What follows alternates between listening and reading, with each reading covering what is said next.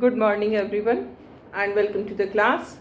We are doing contemporary South Asia, and under this chapter we are doing Pakistan. In the previous class we have discussed about the uh, different rulers in Pakistan after getting independence. We have seen that sometimes military rulers were there who overtook the administration, and sometimes democratically elected government was there, but in many cases we have seen that the military rulers overthrown the democratically elected government. And in Pakistan we can say that it is not successful in building a stable democracy.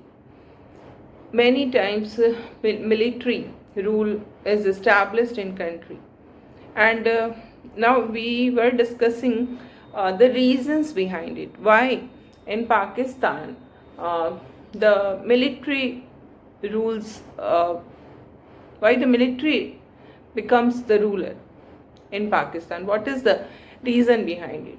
And we have seen that the first reason is the social dominance of the military, clergy and land owning aristocrats.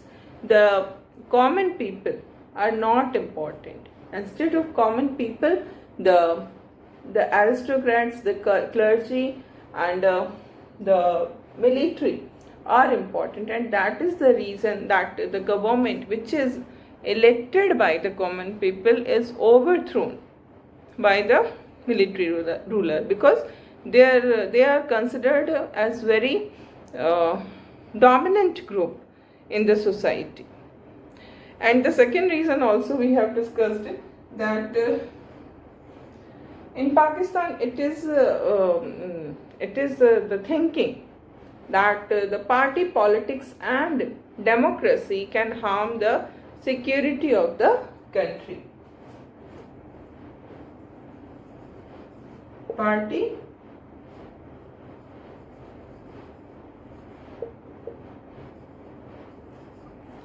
politics and democracy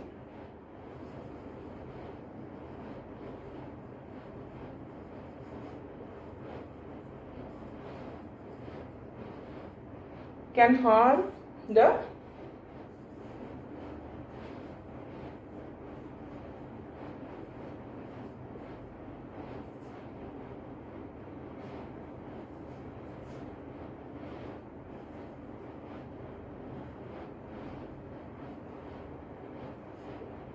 okay क्योंकि democracy के अंदर हमेशा vote politics चलता है, and because of this vote politics in a democratic government the leaders can take such decisions which will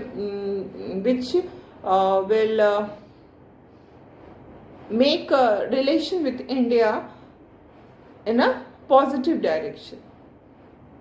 तो जब कोई ऐसी डेमोक्रेटिक गवर्नमेंट एस्टैब्लिश हो सकती है पाकिस्तान में जो कि इंडिया के साथ अपने संबंध को सुधारने की कोशिश करे, और इस तरह से पाकिस्तान की सिक्योरिटी के लिए एक बहुत बड़ा खतरा हो सकता है, क्योंकि ऊपर से इंडिया दिखावा ये कर सकता है, क्योंकि हम उनके नज़रिए से सोच रहे हैं, we are just thinking according to their opinion, हम उनके नज़रिए से सोच रहे हैं, ठीक है क्या, कि पाकिस्तान ये सोचता है कि कोई ऐसी डेमोक्रेटिक गवर्नमेंट आती है जो इंडिया के साथ अपने रिलेशन को इम्प्रूव करना चाहती है, अच्छे रिलेशन बनाना शुरू करती है, और इंडिया भी पॉजिटिव इंडिकेशंस देता है, पॉजिटिव सिग्नल्स देता है, और ऐसा लगता है कि दोनों देश एक अच्छे रिलेशन की तरफ बढ़ चुके हैं। लेकिन यहाँ पर एक बात का डर हमेशा होता है कंट्री की, नेशनल सिक्योरिटी जो होती है, नेशनल इंटरेस्ट जो होता है, that is the most important thing. तो इस बात का खतरा होता है कि वो जो कंट्री जिसके साथ हमारे इतने पीछे की इतने सालों की दुश्मनी है, हो सकता है वो एक फ्रेंडशिप का एक कवरिंग चढ़ा करके वो फिर हम पे पीछे से वो हम पे वार कर सकता है, जैसा कि इंडिया के साथ हुआ चाइना का वॉर जो हुआ 1962 का जो अटैक हुआ इंडिया पे, वो फ्रेंडशिप की आड़ में ही हुआ। तो इस तरह का धोखा खाने की संभावना होती है डेमोक्रेटिक गवर्नमेंट में। इसलिए पाकिस्तान में ये भी एक रीज़न है कि जो इंडिया के साथ कॉन्फ्लिक्टिंग रिलेशन है, that is also one of the reason for continuation or for frequent military rules in Pakistan. And now we come to the third point, which is very much important. Third point is also very important कि why Pakistan every now and then Pakistan is under the rule of military ruler. Here we find that international support is also not for democratic rule in Pakistan. If we see United States of America or other Western countries, what we find that these countries want that there should be military authoritarian rule in the country. Now, why these Western countries, why US want that the country should be ruled by military authoritarian rule? What is the reason behind it? The reason is we know that Pakistan is a center of terrorism. Global Islamic terrorism का जो fear है वो पाकिस्तान में के कारण western countries जो है उनको इसका fear बहुत ज़्यादा है. ग्लोबल इस्लामिक टेरर, ग्लोबल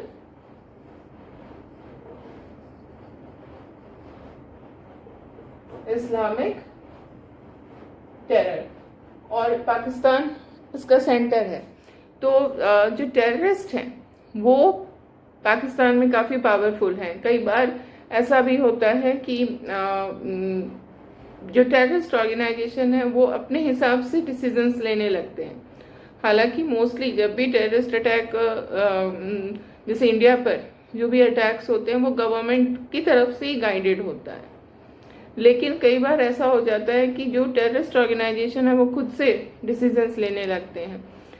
तो टेररिस्ट ऑर्गेनाइजेशन बहुत ज़्यादा पावरफुल है पाकिस्तान में, पहली चीज़. दूसरी चीज़, we all know that Pakistan is a nuclear weapon state.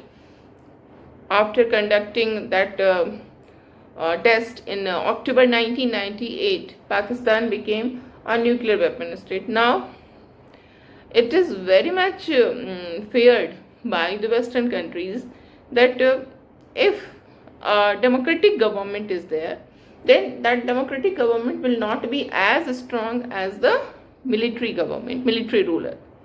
And in this situation, the democratically elected government will not be in a position to control the terrorist organizations. And in that situation, it may happen that Pakistan's nuclear arsenal may fall into the hands of these terrorist groups. And then in that situation, it will be a threat for the world peace. So that is the reason the US and other Western countries want that there should be authoritarian military rule in Pakistan, so that the terrorist groups will be in control of the Pakistani government and everything will be under the control, है ना. तो ये एक बहुत बड़ा reason है. There is lack of international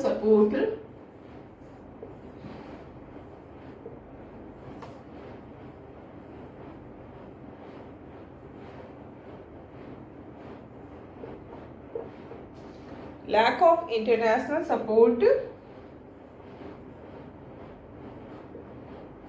for democracy in Pakistan.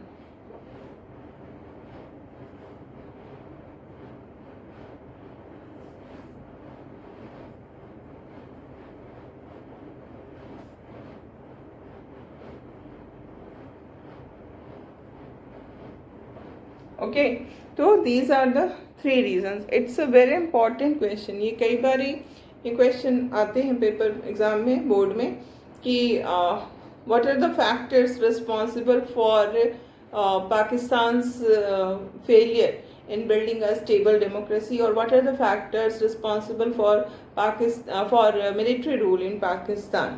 ठीक है, तो these are the 3 reasons जो कि आपको You must have understood it well. ठीक है.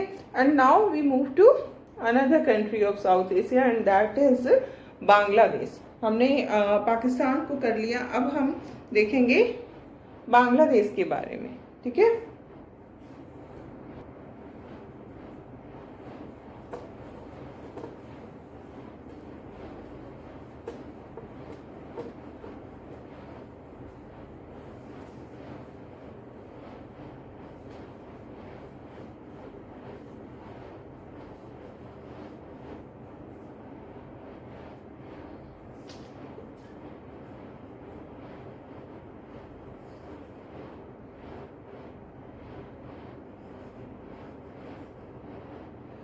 Bangladesh. As I told you earlier also, Bangladesh was actually a part of India. Before independence, before getting independence, India was a complete nation, and when it got independence, it also got partitioned. India was divided into two countries. One was India and the rest was Pakistan. And this Pakistan was in two parts. है ना. ये दो part में था. एक इधर जो India के हुआ वो वेस्ट पाकिस्तान था, और जो इस तरफ था वो ईस्ट पाकिस्तान था. अब ये पाकिस्तान दो पार्ट्स में था. जो ईस्ट पाकिस्तान है उसमें जो एरियाज इंडिया के थे, बंगाल और असम. ठीक है. बंगाल और असम के जो पार्ट्स थे उसको हटा करके ईस्ट पाकिस्तान बना था, जो कि मुस्लिम मेजॉरिटी एरियाज थे इंडिया के. अब यहाँ पर जो कंडीशन प्रिवेल कर रही थी, बीच में इंडिया है, इधर वेस्ट पाकिस्तान है, इधर ईस्ट पाकिस्तान है. जो कंडीशन प्रिवेल कर रही थी वो ये थी कि the leaders of West Pakistan actually they were using East Pakistan as its colony. In East Pakistan के रिसोर्सेज जितने भी थे उसको यूज किया जाता था वेस्ट पाकिस्तान के डेवलपमेंट के लिए. ठीक है.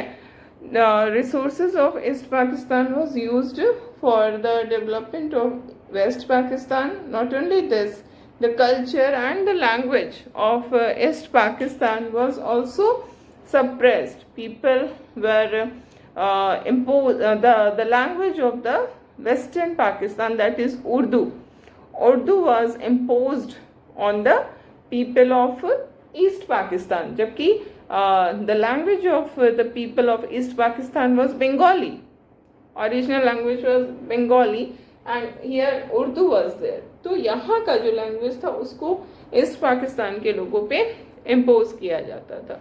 तो ये जो कंडीशन थी बहुत ही खराब कंडीशन थी. It was just, you just have to think कि ये कॉलोनी था. जैसे कॉलोनी का एक्सप्लॉयटेशन होता है, जैसे इंडिया ब्रिटेन का कॉलोनी था, and during that period India was exploited in all terms, like economically, politically, culturally, हर तरह से इंडिया का एक्सप्लॉयटेशन हो. तो in the similar way west Pakistan जो है वो ईस्ट पाकिस्तान का हर तरह से एक्सप्लॉयटेशन कर रहा था. And very soon people started to be dissatisfied with this kind of exploitation, and they started protest. जैसे ही dissatisfaction होता है, ये dissatisfaction protest को lead करती है.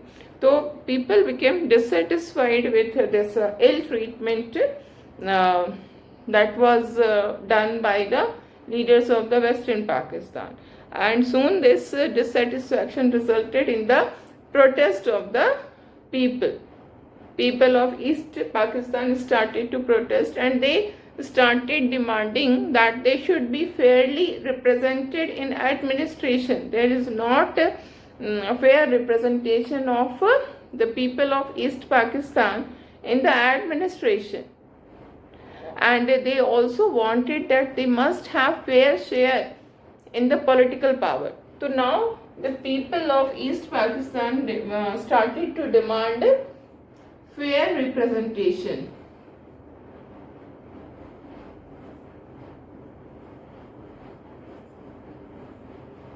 Fair representation in administration and politics.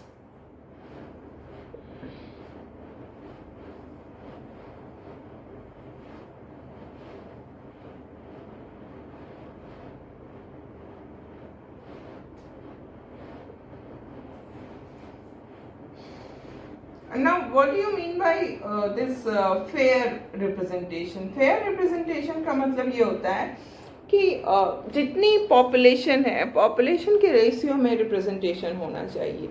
अगर ईस्ट पाकिस्तान के लोग जो हैं वो पूरे पाकिस्तान की पॉपुलेशन का, suppose if they are 50% of the whole population, then there must be 50% East Pakistani in the administration as well as in the politics. But that kind of representation was not there.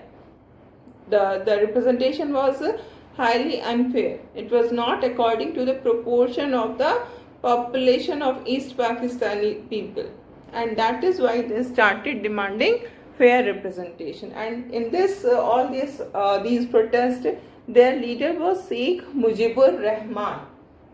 Who was the leader? The leader was Sheikh Mujibur Rahman.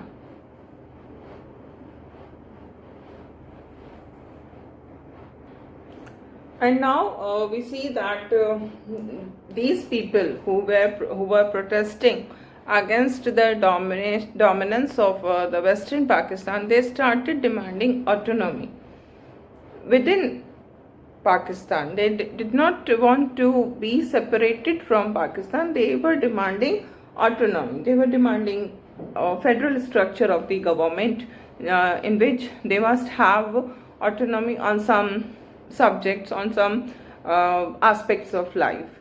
So this was demanded by the people of East Pakistan, and what happened that it was decided by the Western Pakistani leadership that a new constituent assembly will be formed, and for that purpose, for the creation of a new constituent assembly, what was required? There must be election, है ना. और constituent assembly की क्यों requirement थी? क्योंकि अब constitution को change करने की बात हो रही थी कि कॉन्स्टिट्यूशन में जो डिवीज़न ऑफ पावर जिस तरह से किया गया है उसको चेंज करना है, ईस्ट पाकिस्तान के लोगों को ऑटोनॉमी देना है. So for that purpose there was need of a constituent assembly, and for that constituent assembly, for the creation of that constituent assembly, election was required. So election were held, है ना, for this constituent assembly. But in this election, what happened? The result of the election was such that this leader, Sheikh Mujibur Rahman, his party, he has formed a party also, and the name of his party was Awami League.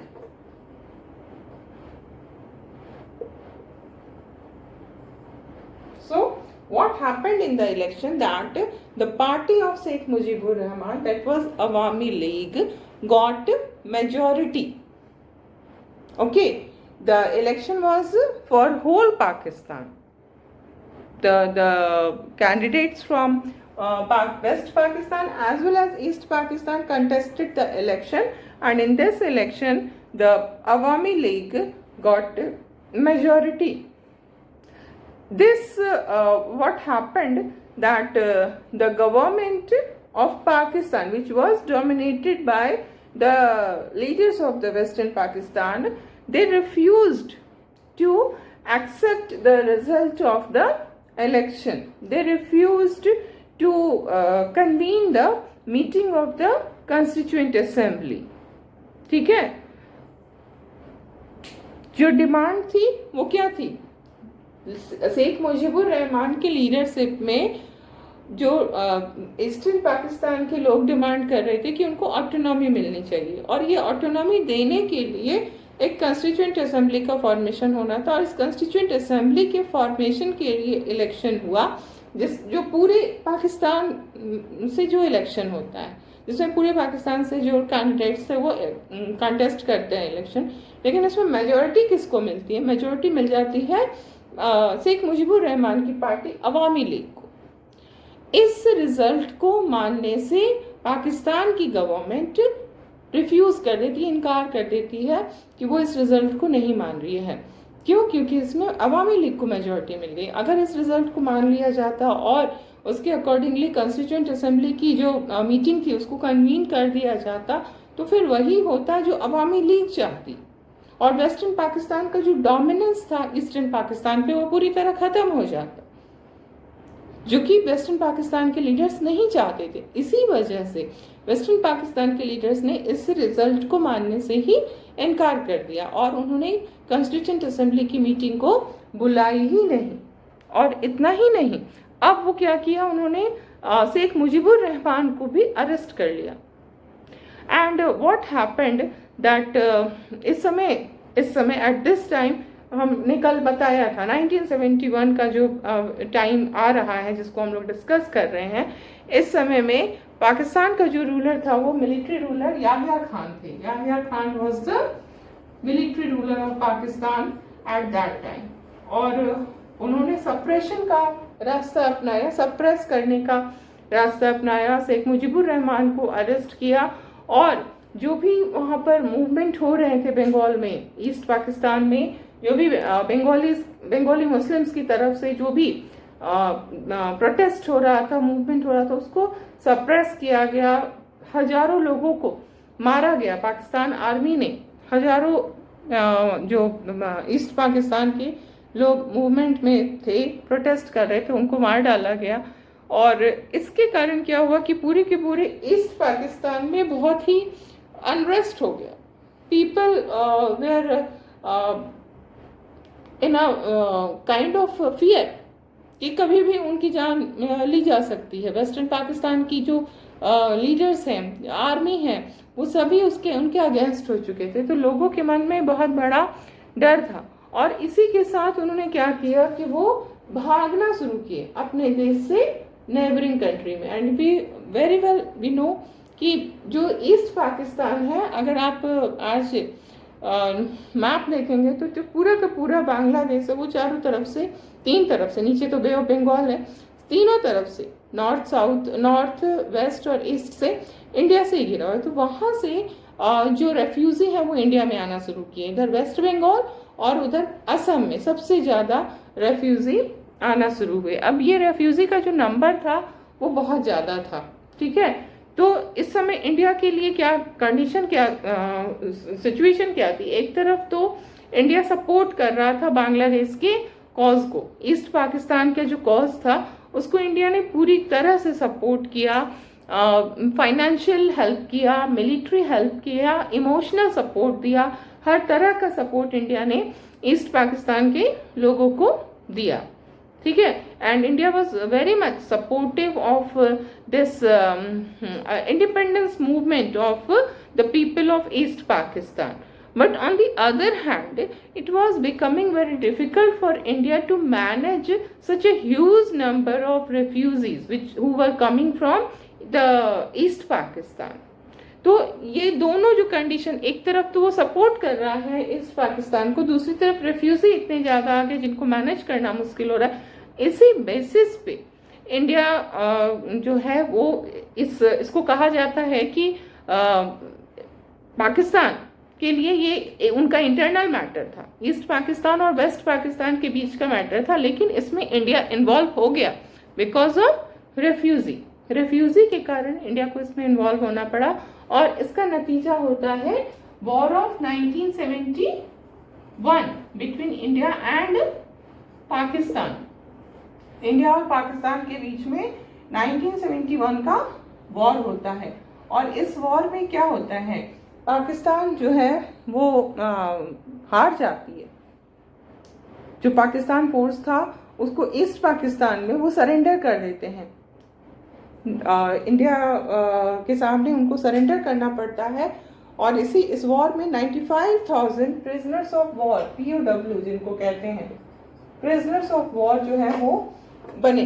जिन्होंने surrender किया उनको India ने arrest किया, हालांकि बाद में छोड़ दिया गया था। 95,000 आर्मी, पाकिस्तानी आर्मी के पर्सनल्स थे जिनको कि प्रिजनर्स ऑफ वॉर बनाया गया। और इस तरह से पाकिस्तान ने सरेंडर किया, पाकिस्तान को सरेंडर करना पड़ा इंडिया के सामने, और इसी के साथ 16 दिसंबर 1971 को बांग्लादेश का एक इंडिपेंडेंट कंट्री के फॉर्म में इमर्जेंस होता है.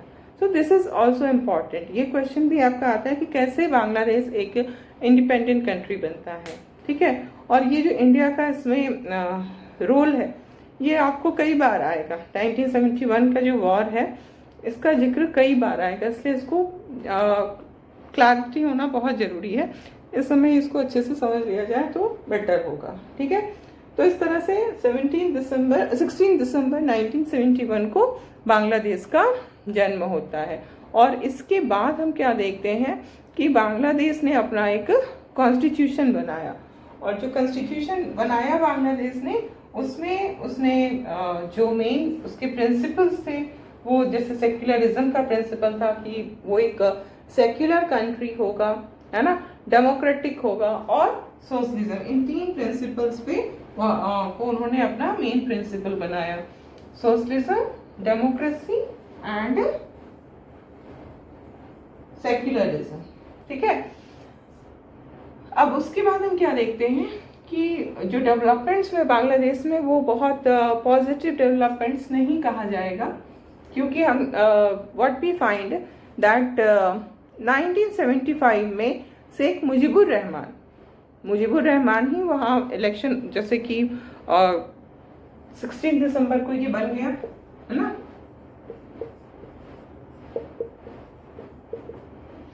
इसके बाद कॉन्स्टिट्यूशन बन गया. कॉन्स्टिट्यूशन बनने के बाद उसका इम्प्लीमेंटेशन भी हो गया, इलेक्शन हो गया. और इस इलेक्शन में जो शेख मुजीबुर रहमान की जो अवामी लीग पार्टी थी, अवामी लीग, उसको मेजोरिटी मिलती है और शेख मुजीबुर रहमान की लीडरशिप में गवर्नमेंट का फॉर्मेशन होता है. ठीक है. लेकिन फिर क्या होता है 1975 विद इन 4 ईयर्स. ठीक है. Within 4 years Sheikh Mujibur Rahman ने क्या किया, उन्होंने कॉन्स्टिट्यूशन में कुछ ऐसे अमेंडमेंट्स लाए जिससे कि जो कॉन्स्टिट्यूशन ओरिजिनली बना था पार्लियामेंट्री फॉर्म ऑफ गवर्नमेंट, उसको चेंज होकर के वो प्रेसिडेंशियल फॉर्म ऑफ गवर्नमेंट में उसको चेंज कर दिया गया. यहाँ पर आपको you must understand the difference between parliamentary form of government and presidential form of government. You have read about it in your class 11th book, है ना. डिफरेंट टाइप्स ऑफ एग्जीक्यूटिव के जो डिफरेंट टाइप्स होते हैं उसमें parliamentary form of government और presidential form of government दोनों आपने पढ़ा है. तो पार्लियामेंट्री फॉर्म ऑफ गवर्नमेंट और प्रेसिडेंशियल, जो इन दोनों में बेसिक डिफरेंस होता है वो अकाउंटेबिलिटी की डिफरेंस होती है. पार्लियामेंट्री फॉर्म ऑफ गवर्नमेंट में जो गवर्नमेंट होती है that is very much accountable towards the parliament. उसके डिक्टेटर बनने का जो पॉसिबिलिटी होता है वो बहुत कम होता है, क्योंकि बहुत सारे उस पर चेक्स होते हैं.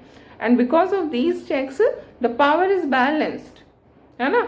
No organ of the government can become dictator in a parliamentary system. Check and balance का काम होता है, हर ऑर्गन एक दूसरे पर कंट्रोल करके चलती है. तो पार्लियामेंट्री फॉर्म ऑफ गवर्नमेंट का जो सबसे फायदा है वो यही है कि इसके अंदर एक अकाउंटेबल गवर्नमेंट फॉर्म होती है. लेकिन प्रेसिडेंशियल फॉर्म ऑफ गवर्नमेंट में डिक्टेटरशिप का बहुत ज़्यादा प्रोबेबिलिटी बढ़ जाता है, क्योंकि यहाँ पर सारे जो पावर्स हैं वो एक प्रेसिडेंट में आ जाते हैं. तो इस तरह से प्रेसिडेंट बहुत ज़्यादा पावरफुल होता है और वो डिक्टेटर बनने के रास्ते पर चल सकता है. तो शेख मुजीबुर रहमान ने 1975 में इस पार्लियामेंट्री गवर्नमेंट को प्रेसिडेंशियल फॉर्म ऑफ गवर्नमेंट में चेंज कर दिया. ठीक है. और उसके अलावा एक और जो सबसे गलत, जिसको कहा जाएगा highly undemocratic act of Sheikh Mujibur Rahman was to abolish all parties except his own party.